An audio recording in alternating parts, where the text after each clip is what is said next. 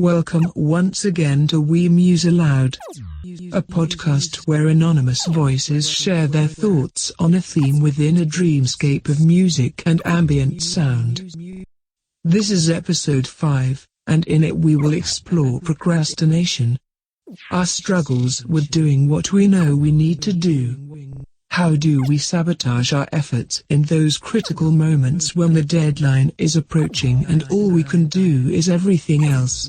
Is there ever validity to wasting one's time?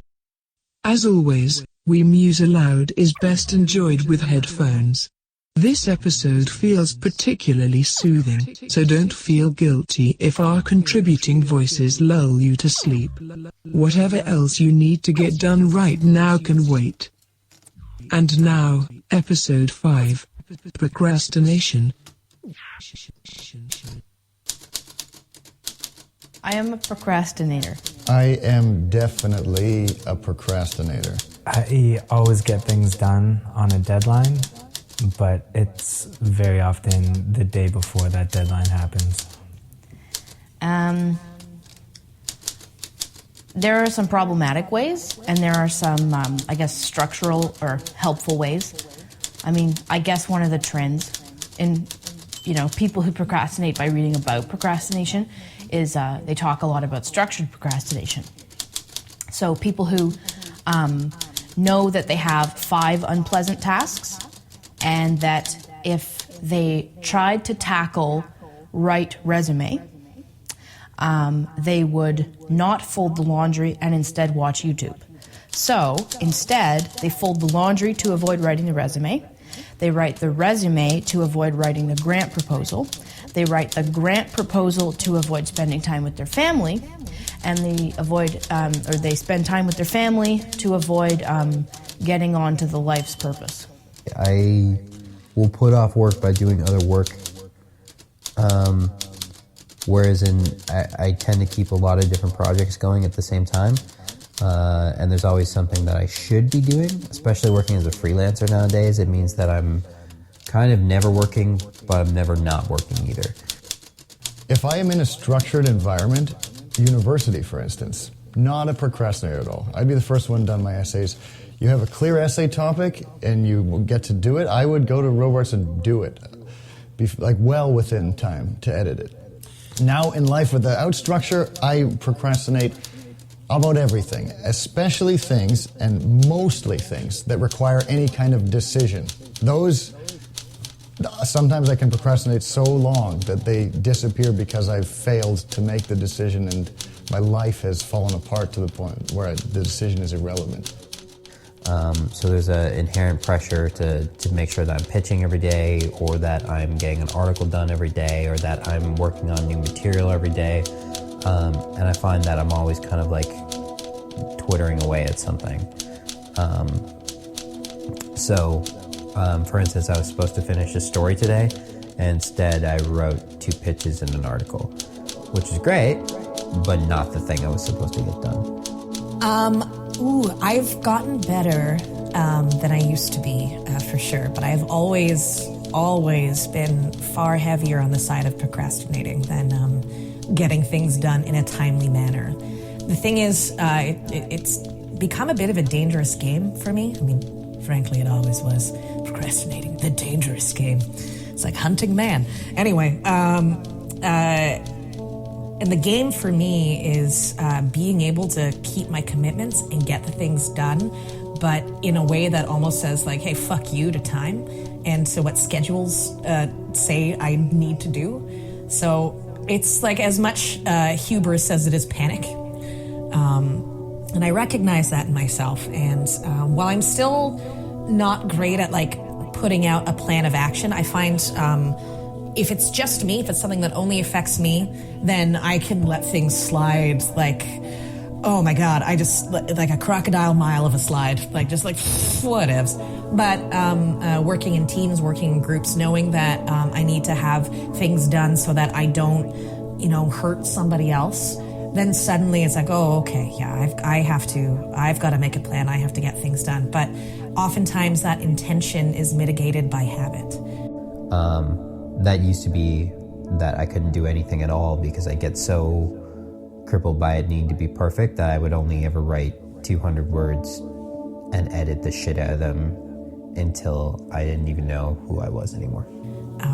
So I may have the very best ideas of say I'm working on a script or a sketch and I need to have it in by a certain day. I'm like, okay, I know generally speaking how long it takes me to write, or if it's a sketch or an idea that I'm struggling with, then I know I'm going to have to give myself extra time. And I know I enjoy working in short bursts with breaks. So, and then on top of that, I have other shows that I'm doing, or I have rehearsals that I have to get to, and then I have things I have to do for those rehearsals and those shows.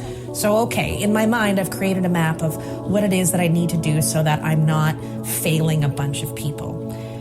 And I start off well, it's like in Arrested Development. It's like I keep those balls in the air, and I do that, and I'm juggling, and everything's going very well.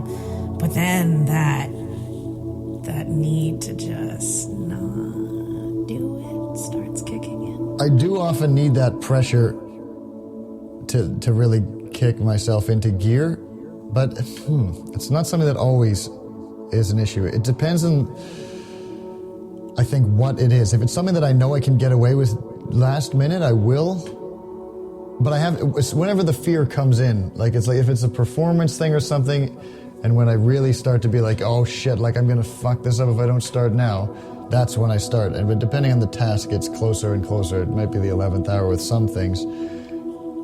And then if it's something I know I can just do and throw out there at the last minute, then I will do that. But if there's the fear of really fucking it up, sometimes I'll start earlier, or if I don't, then I get to a bad place. If I leave it to the 11th hour, that kind of panic. But I've not historically been someone who does that. It feels that way, but I think the anxiety usually catches up to me earlier than that. I have an 8:30 to 4:30 a day job, and I procrastinate within that. And then I also have a creative life in which I procrastinate. Creatively, I need absolutely all of the materials in one space, and the inspiration and motivation.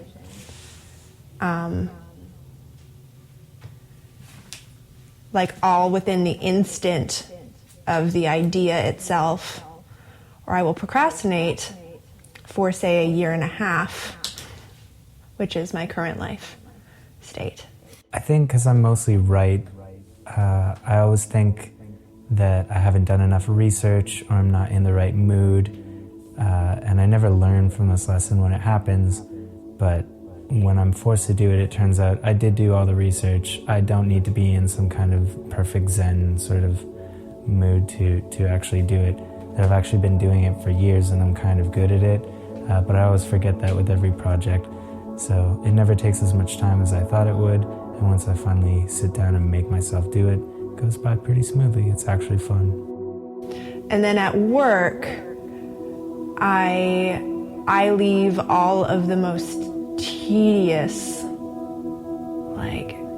data entry bullshit to the very end, just because it is the worst. And eventually I have to do it, so there will be a full day of full on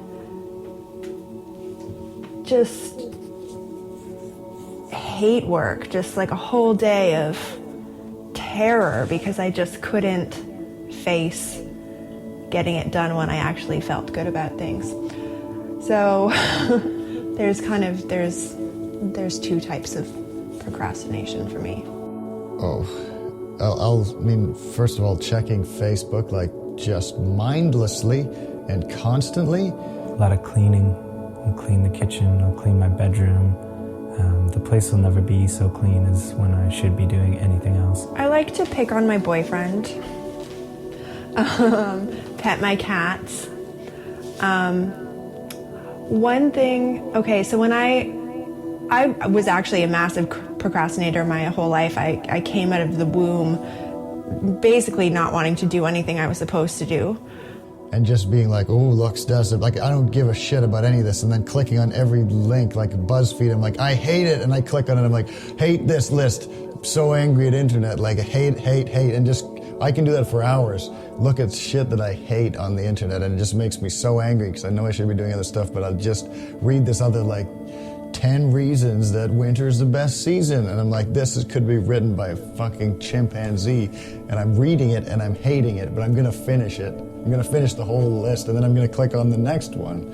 And then I graduated from university and started living on my own. And I realized that caring for myself is really hard. And that if I didn't accomplish basic tasks, I would be hungry and destitute. So I actually have a lot of anxiety around task accomplishment.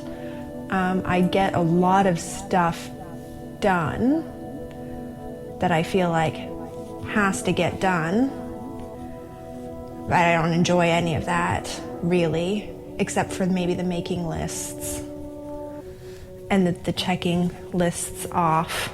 So if I'm not making something, I kind of con myself into believing that I'm accomplishing so much to keep myself alive, and to keep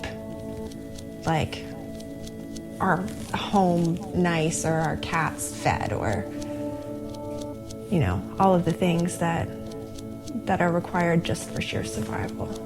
I think Emily, my girlfriend, she's quite good at staying, she loves to be organized, color coding things. I think that kind of makes, she has OCD,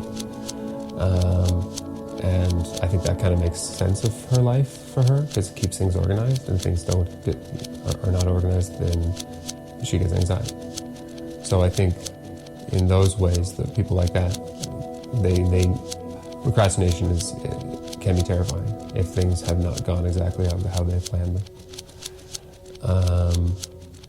In a larger sense, so there's I think, sorry, I don't know why I'm talking about disorders right now, like mental disorders, but then you have things like depression, where procrastination is terrifying, because that's kind of like a dangerous time in depression, where your thoughts can get away from you. So you need things to distract you from going down that kind of hole. So having projects to work on are great. That being said, procrastination is really when we live and when we think about our mortality and who we are as people. So it's vital. So I don't think anyone cannot possibly procrastinate, because I think that's where we're human. Most of all is in that in-between time where we're not distracting ourselves with a project that, however important it might feel to us, is really just distracting us from death. I guess I've tried over the years to really look at a task. So it does cause me anxiety. And then when it does, I look at the task and I say, okay, do I have to do this? And I think something that helps me is when I try to frame everything as optional. It's like torturing myself. I probably would rather do the thing I'm supposed to do, but I just can't, so yeah. Well, I think for a solid couple of years, I didn't know what I was doing, and I didn't do anything for the fear of that. I can look at years of my life and be like, I'm not sure what I did during that time period. And there's a couple of standout things, but there'd be months at a time where I wasn't really working on any project, and I wasn't doing any writing, but I still wanted to consider myself a writer, or any other artistic project you want to put in there as well. I wasn't producing a show, I wasn't what have you. And I think I had looked back on that time period. One of my recurring fantasies is going back in time with the knowledge that I have now, and being in my same body at a younger age, and what I would do differently. And I kept on thinking, if I only have more time, if I only would have put more work in. And then I realized that I'm I have to be doing these things now. So I'm not looking in a couple more years and looking back at this. But there's a weird contradiction there, because one, if I can choose to not do it, then I will just be I won't do it, and then I don't. But then I actually do have to do it to get somewhere in life, so then I end up right back at square one. But if it's a really difficult task, I'll also say, Well, I don't have to do it. I don't have to eat.